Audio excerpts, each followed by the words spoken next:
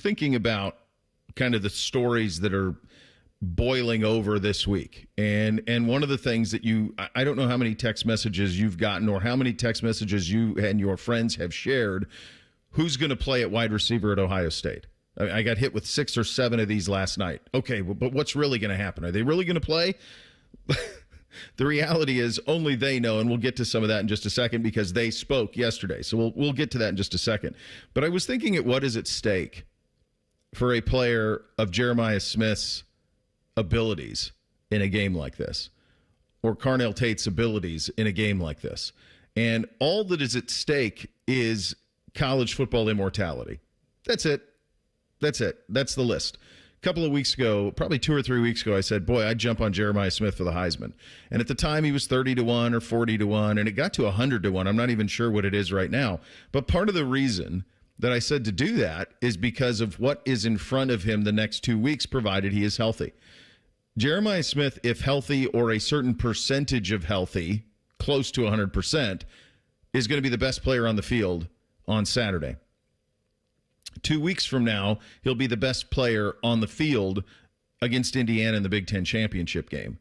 If he plays to that level of talent, there's no question that with those 2 showcase moments, he can steal the Heisman. The Heisman's there to be had. But there's more than that. There is history and putting your fingerprints on the greatest rivalry in all of sport. That's at stake too.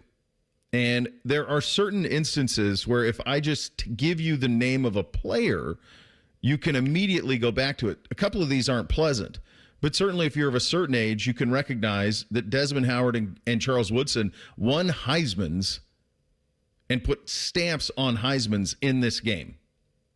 That if they don't have this game and if they don't have those moments in this game, they do not win the Heisman. Doesn't happen. But then go to a more favorable memory for many of you out there, and there's a bunch in the 2000s.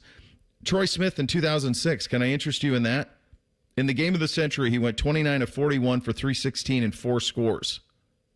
He did the bull dance before it started and put an exclamation point on a Heisman in a game that was among the greatest of all time. Now, the rest of these guys didn't win Heismans, but these moments you remember absolutely. Who could ever forget Beanie Wells in 2007 running for 222 yards and 2 touchdowns?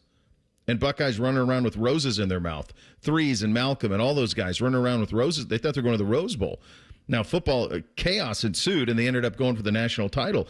But they don't do it without 222 yards from Beanie Wells up in Ann Arbor. There's more of them, though. Think about 2013.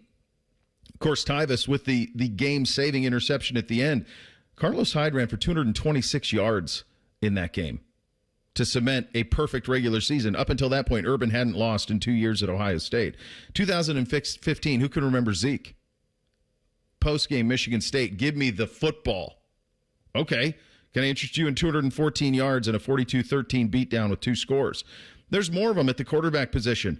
2018, Dwayne Haskins with probably the most dominant quarterback performance in the history of the game. 396 yards, 6 touchdowns. I think if Urban had it his way, he would have put 2 more on the board in that one in his last game. 2019 had a couple of classic performances. Justin Fields goes 14 of 25 for 302 and 4 touchdowns. J.K. Dobbins in that game, 31 carries, 211 yards, 4 touchdowns. You play in this game, you win this game, you have moments. And historically, going back only forever, the best players in this game shine brightest. And the memory that goes with that will only last forever. So this has been swirling around us. It's been a cloud. And I think it still is. We'll hear from Ryan, of course, in his press conference today. I don't know if you're ever going to get complete clarity on this.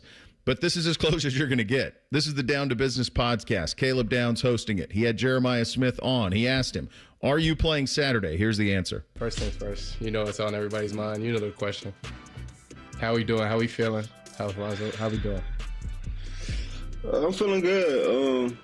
Dealing with a little situation, injury-wise, but I should be good to go Saturday. That's as close as you're going to get on that. Ryan was on Roundtable and was asked about Jeremiah and Carnell. Here was his answer. They are. They're going to continue to get some rest tonight. Had a good day of rehab, and so we'll wake up in the morning and see how they're doing. But nobody wants to play more than those 2 guys. So there you go. We've got Today is Tuesday. We've got till Saturday to get him right, or as close to as right as can be. I'm sure both of them want to play in the worst way. And if you think about the great players who have ever played here, the great players who have ever played up there, they have left an imprint in this one. Certainly Carnell, because you're not going to get another opportunity at these guys. No. And him, along with the 16 seniors and other juniors that were honored last week, the final walk out of the shoe. This is it. Mm-hmm. And unless you want to, come back next year.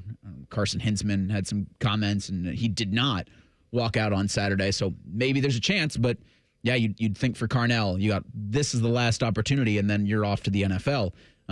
Certainly for Jeremiah, it was funny. Ryan was asked by the guys, are Smith and Tate trending in the right direction? He says they are. Okay, this whole thing's not great because of all the asks from Big State U of the fan base, and then to kind of keep it so under lock and key like they have been.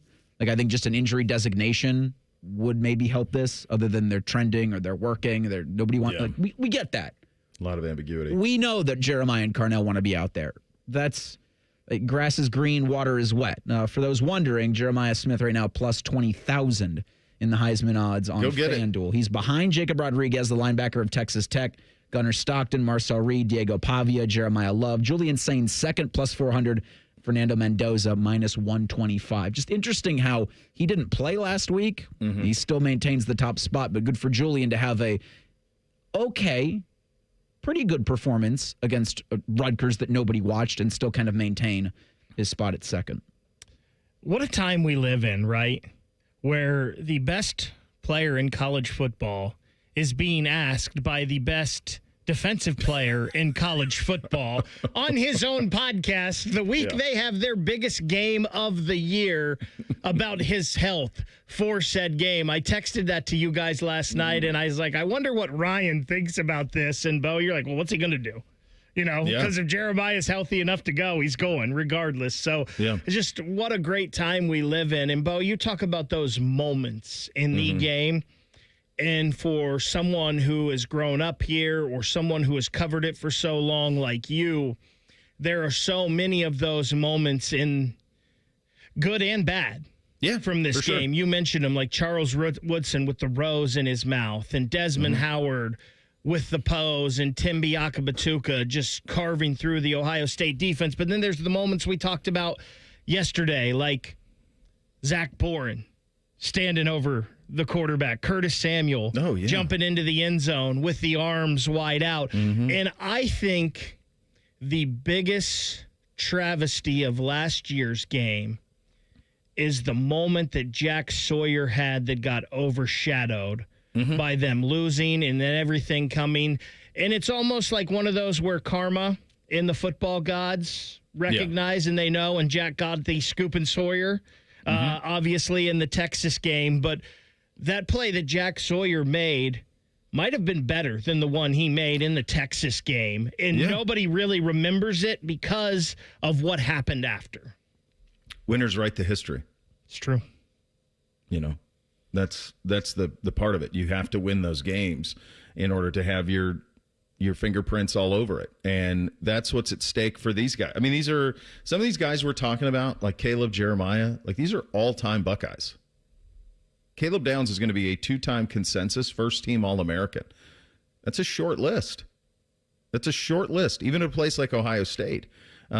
Jeremiah Smith has got a chance, and he's going to need the next couple of games to play, but he's got a chance to be a 3-time first-team consensus All-American. That's what he's got a chance to do, to be a 3-time first-team All-American. Only 3s is that in the history of the program. Only 3s. So those are the things that are in play here. And I think you have to remember that. I can't imagine how hard it is. I mean, you mentioned how different this sport is. These guys are multimillionaires. They're doing their own podcasts. They're breaking their own news. How do you coach them? Nobody knows. But this part of history survives all of that, and it thrives through it. No one's going to think about any of that by the time it comes to history being told on this series. And that is a history that goes back 120 times they've played, 121 on Saturday. That ain't going anywhere. No matter NIL, no matter anything that happens from here on out. This game matters. It matters forever. You have these moments that last a lifetime. if you are a player that gets to have one of them. You're going to hear from Ryan Day. We are inching closer to the game. You'll hear from him coming up next. We're off and running on a Tuesday. Bishop and Friends right here on The Fan. All the 10 TV